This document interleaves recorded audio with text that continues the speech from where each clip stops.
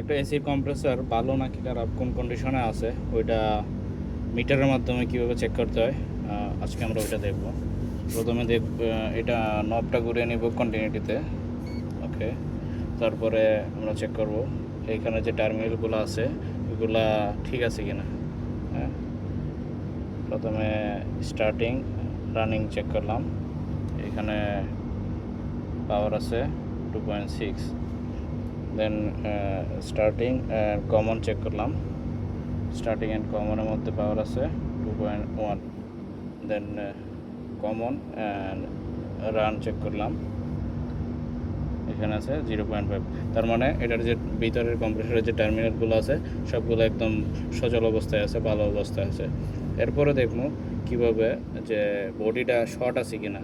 মাঝে মধ্যে হয় কি ভিতরে সবগুলো ঠিক থাকলেও অনেক সময় কম্প্রেসরের ভিতরে বডি শর্ট হয়ে যায়।